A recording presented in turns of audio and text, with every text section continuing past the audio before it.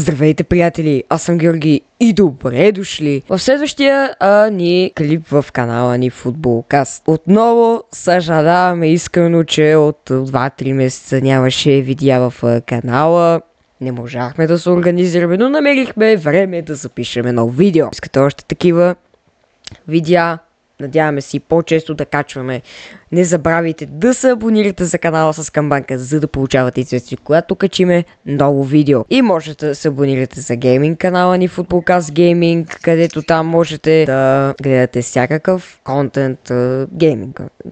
Както и да е. Нека да започваме, уважаеми зрители. След първата ни тема, уважаеми зрители, която ще говорим е спечелената топка на Родри, уважаеми зрители. Той е вече носител официално на златната топка за 2024 година. Около това нещо имаше доста скандали, бихме казали. Първо, че Винисиус Джуниор и целият щаб на Реал Мадрид, който трябваше да бъде 50 човека да бъдат на церемонията, но така и не дойдоха. Поради това, че излезнаха ликове на ранг листата за резултатите от златната топка. И Родри беше първи. Затова Винисиус и като цяло Реал Мадрид решиха да не ходят на златната топка церемонията, защото знак на протест. Всички ми казват, че Винисиус трябва да бъде победителя. Но реално вече официално Балон д'Ор обявиха смисъл какво трябва да направиш, за да имаш златна топка. Един от правилата бяха, че трябва да имаш респект на терена. А доста често Винисиус не го правеше. И според мен това доказва, че Винисиус няма как да спечели златната топка. Така, дами и господа, в момента ще ви покажем резултатите от златната топка. В момента ги виждате на екраните, но нека да кажем поне десятката. Хари Кейн, 10-ти, 9-ти Тони Крос, 8-ми Ламин Ямал, 7-ми Лаутаро Мартинес, 6-ти Килиан Мбапе, 5-ти Ерлинг Халанд, 4-ти Дани Карвахал, 3-ти Жозе Белингам, 2-ри Винисиус Джуниор и 1-ви Родри, естествено. За жените на 10-ти е Алексия Путелас, доста неочаквано. 9-ти Тринти Родман, 8-ма Марилона Каладенте, как се произнася това име, не знам. На 7-мо Маре Антоинете Катото, 6-ти Малорис Лансън, 5-ти Линдзей Хоран, 4-ти София Смит, 3-ти Салма Паролео, Каролин Грахам Рансен и 1-ви Антиана Бомбати, победителката от женския футбол. И дами и господа, това беше всичко за златната топка. Нека да продължаваме следващата тема. Дами и господа, следващата ни тема, която ще говорим е Сезам Купа на България. Първите 8 финали вече са завършили. И, уважаеми зрители, време да видим какви са те. Естествено, ще говорим за отборите от първа лига. Няма да говорим от втора, защото те са... Даже като гледам, всички са от първа лига, така че не. Уважаеми зрители, първата тема, която ще говорим днеска е Лудогорец Черноморец. За този матч ще говорим Марк. Моето лично мнение е, че първо Лудогорец имат немалко предимство за това, че матч се играе на Фила Фарм Арена, а не в Попово. Георги Русев и Матиас Тисера в този матч се отпушиха, тъй като Матиас Тисера не получава от началото на зона много минути и мачовете в Сезам Купа на България са един от малкото шансове, които може да получава минути, защото има конкуренция от Руан Круз и Фад Водула. Също за този матч бяха викнати няколко юноши, съвсем правилно решение от Игор Йовичевич. Кайл Видал с 2 попадения. Той беше може би единствения, който винаги си е титуляр и беше сега в титулярите. И като цяло рутинна победа за Лудогорец. Моето мнение беше, че ще ги бием в 4-0, но и 6 става. са ЦСКА 1948. Според мен не беше неочаквано ЦСКА да си вземат мача. ЦСКА 1948 абсолютно нормално е, все пак бъдат са отбор по втора лига. ЦСКА 1948 миналата година бяха и Евро, тази година бяха и Евробойци и съвсем заслужено според мен и не неочаквано. Дербито на черно-жълтите Миньор Перник и Ботев Пловдив също завърши без изненади, все пак Ботев Пловдив си спечелиха матча. Една от изненадите обаче със сигурност е Дунав Русе и Хебър. Дунав Русе биха на Дуспи Хебър, отбор, който е първодивизионен, но не се представя толкова добре, колкото всички от Пазарджик искат да се представя този отбор. И Дунав Русе съвсем дори може би очаквано спечели този матч. Пирин Благоевград Левски. Левски този матч бяха направили много положения, ако не се лъжа, над 10 спасяния за вратаря на Пирин Благоевград, но накрая вече просто Преслав Бачев и Мустафа Сангаре защитата не оцеля и Преслав Бачев и Мустафа Сангаре се възползваха от това. Кюстендил Черноморе. Кюстендил отбор от трета лига, ако не се лъжа, също Черноморе, които са четвърти в първа лига, на кой се лъжа четвърти. И отново успява абсолютно заслужена победа и очаквана. Оборище срещу Крумовград. Тук Крумовград скараха в първата минута, нещо, което лично не ме изненада. Очаквах Крумовград да бият с 3-0 поне, но все пак е победа. Монтана Славия. Славия абсолютно влизат като фаворити в този матч и 3-1, може би наистина заслужено. Добруджа ЦСКА София. Този матч наистина може би имаше най-големи съмнения, защото всички знаем формата на ЦСКА, че не е такава, каквато феновете на отбора искат. И Добруджа, ако сега просто и те паднаха с 4-0, ако сега паднат, както и паднаха, няма кога друг път да бият ЦСКА. И 4-0 за ЦСКА, никой не очаква, поне аз лично не очаквах ЦСКА да спечелят толкова много, предвид формата им, но все пак добро са за второ дивизионен отбор. Локомотив Мездра, отбор от трета лига, изненада септември след продължения. Дори не се е стигнало и до Дуспи. Розова долина Арда. 2-1 в полза на Арда. Така като гледам, явно е имало драма и Розова долина дори са можели и да продължат. Саяна Хасково, Спартак Варна. Спартак Варна 4-0. Гол е на Ахмет Ахмедов, Румен Шивей. По един и за двамата и другите два голмайстори. Другите голмайстори за Спартак Варна са Риволие и Антонио Вутов. И са абсолютно заслужена победа за Спартак Варна. Спортист Своге, Ботев Враца. Ботев Враца тук също съвсем очаквано спечелиха мача. Локомотив София си биха Янтра Габрово. И стигаме до Локомотив Пловдив, Черноморец. Наистина беше един много зрелищен матч. След Дуспи наистина Локомотив Пловдив спечелиха.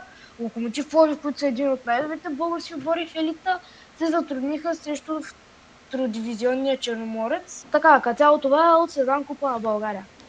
Уважаеми зрители, последното Ел Класико, което се играеше на 26 октомври, може би бих казал, че това беше уникална победа за Барселона. Реал Мадрид, за съжаление, поради новият начин на игра на Барселона вече е различен, но Реал Мадрид не можаха да свикнат с тактиките на Ханси Флик. Тези засади толкова бяха изнервили Реал Мадрид.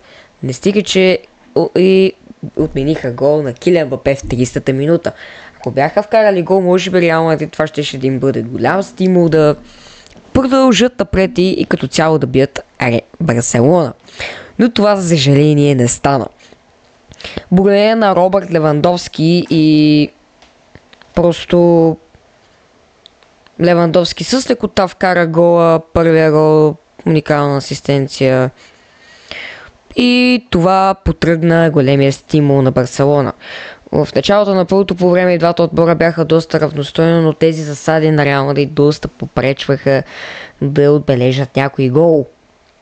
И да, не стига, че и МБП са го подиграли в интернет. 2 минути по-късно Левандовски, благодарение на Балде и неговото му центриране към Робърт Левандовски с глава, просто тотално може би вече срази Реал Мадрид и нещата потръгнаха на зле. Играчите на Реал Мадрид вече бяха доста нервни и нещата тръгнаха към загуба. След това в 77-та минута видяхме един уникален гол на Ламин Ямал в 77-та минута и той направи калма, което е за 17 годишен на Бернабеу да направиш и да си Барселона играч е доста скандално. Естествено, феновете на Реал Мадрид показаха доста расистски фрази, всякакви неща, които не могат не може да бъдат респектирани, защото заради кожата на Ямал. След това Рафиня в 84-та минута вкара гол и може би беше това беше гол, който ти е вратар да го пропусне този удар, просто беше ужасно. И така, дами и господа, завърши матча Реал Мадрид Барса 4-0. Лично мнение за матча, аз като привърженик на Реал Мадрид, със сигурност не ми беше приятно. Беше една много тежка съботна вечер. Отменения гол на МБП, дори даже 2 отменени гола на МБП. При втория имаше явна засада, но при първия още остават съмнения. Робърт Левандовски с 2 гола за 2 минути, като след това направи още 2 пропуска, които дори единия беше на празна врата. Ламин Ямал в 77-та минута направи много добро изпълнение и направи 3-0 резултата, а Рафиня в 74-та минута подпечата крайното 0-4 и с което Реал феновете със сигурност не бяха доволни. Също през първото по време имаше имаше много пропуски за Реал Мадрид. Може би ако бяха вкарали поне един гол първото по време, щеше да е съвсем друг матч.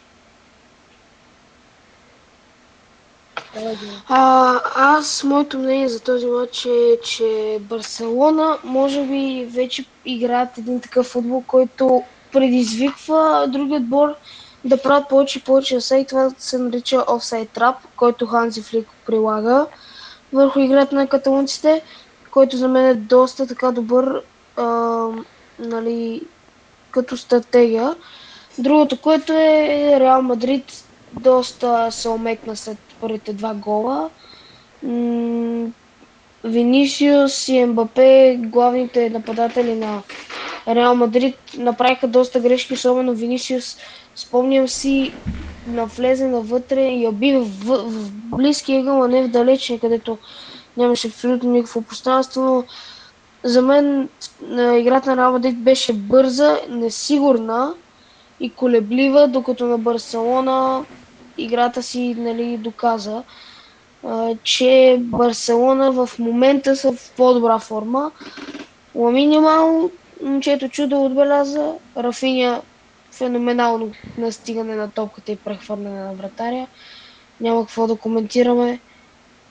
И аз мисля, че просто Реал Мадрид трябваше този матч да останат спокойни и щяха поне да вкарат 2 попадения. Това е от мен. За момента, уважаеми зрители, Барселона води с 6 точки на Реал Мадрид. Ще видим в следващите двубои как Барселона и Реал Мадрид ще се справят доста добре. Вилярреал са трети, като само 3 точки са зад Реал Мадрид. След това Атлетико Мадрид четвърти, 5 Атлетико Билбао и 6 Бетис. За съжаление, Жирона този сезон не е същия като преди, а е тотално коренно различен. Вече са на 13-та позиция с 12 точки, 5 загуби, 3 равенства и 3 победи, което миналия сезон не се беше виждало на Жирона. И Да. Уважаеми зрители, продължаваме с Шампионската лига. От новият формат, вече не знам аз кой матч ще се играе. И за уникално щастие, или да не кажа, не щастие, ами нещо голямо очудване, Астън Вила и Ливърпул в момента са на начало в Шампионската лига, като и двата отбора имат 3 победи, само ги делят един допуснат гол от Ливърпул. А за момента Астън Вила нямат и един допуснат гол от началото на Шампионската лига. Но за момента имат още 5 мача да играят и ще видим там как ще се случат нещата. Но е доста интересно. Барселона са 10-ти, като те имат една загуба и 2 победи. Обаче Реал Мадрид са 12-ти и те са същата работа. Може би доста странно са нещата. ПСЖ с победа, равенство и загуба. И да, това е от Шампионската лига. Лига Европа. Лудогорец в Лига Европа за момента се представят на средно ниво. Не мога да кажа, че играят най-добрия футбол. Да, имат добра игра, но за мен те не играят този футбол, който играят в FBET Лига. Нормално все пак, къде е FBET Лига, къде е Лига Европа. На 33-то място, като така и трябва, защото мисля, че ако не се лъжа, тук Марк ще добави, че имат едно равенство, една загуба май, или 2 равенства бяха. Едно равенство, 2 загуби. Да, точно.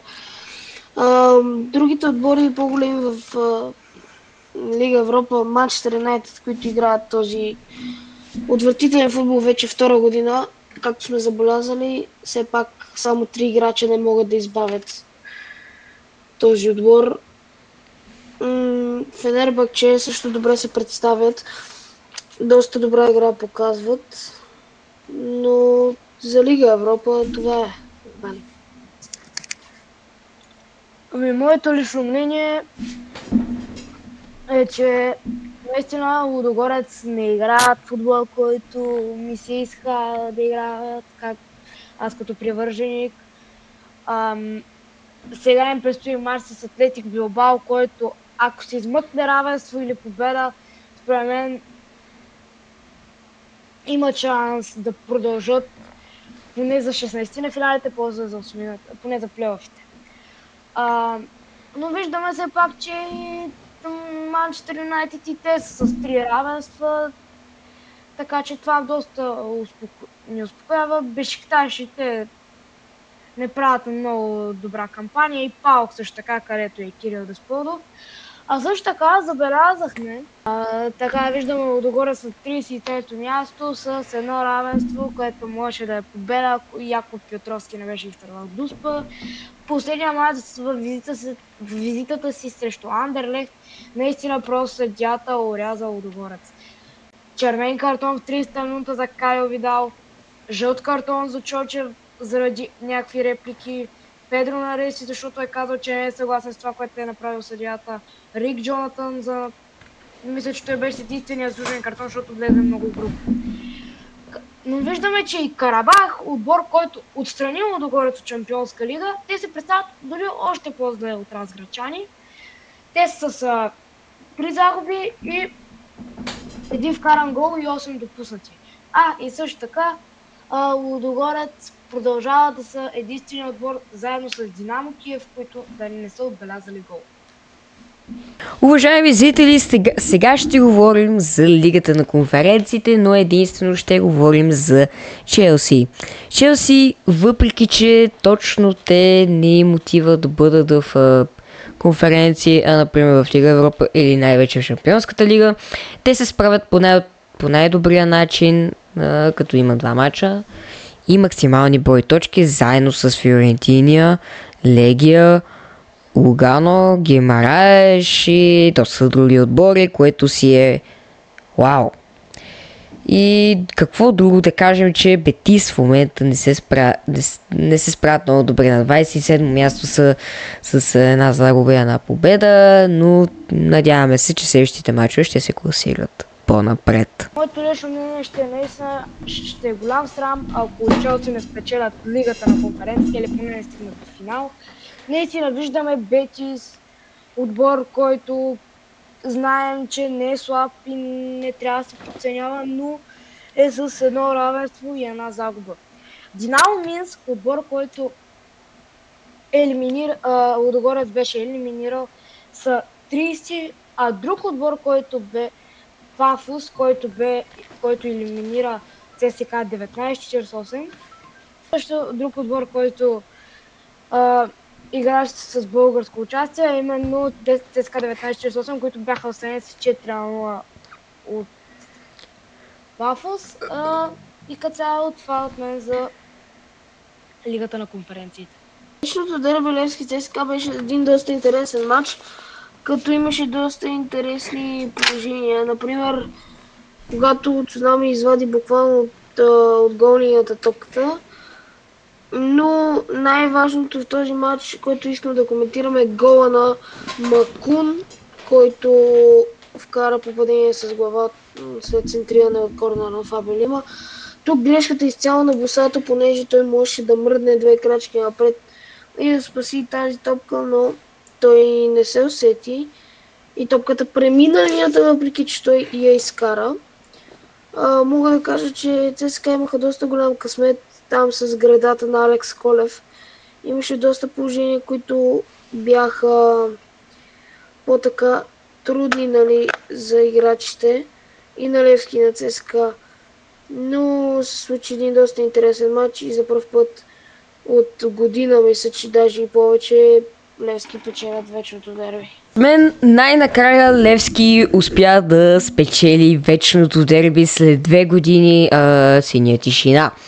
Уважаеми зрители, Левски ЦСКА 1-0, този мач вече е стар, но трябва да го коментираме задължително. И според мен Левски по-добре игра, но и ЦСКА имаше доста големи шансове в последната минута на първото полувреме се спореше доста дали ще има дуспа за ЦСКА, който доста щеше да изстреля напред червените, но така и нямаше. И според мен няма и да има дуспа. И да, според мен Левски си спечели достойно, въпреки с 1-0, но левскарите очакваха повече заради ужасното представяне на ЦСКА в FBet Лига.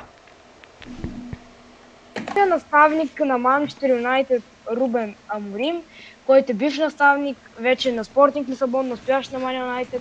Нямам изградено мнение за него, тъй като не гледам по лига, но изглежда, че ще бъде обещаващ. Това беше за видеото. Надявам се клипът да ви е харесал. Ако е така, абонирайте се за канала Футболкаст и за гейминг канала ни Футболкаст Гейминг. Можете да ни последвате в TikTok и в Инстаграма. Аз съм Георги. Тук бяхме Марк и Евгений. Чао! И до следващия път.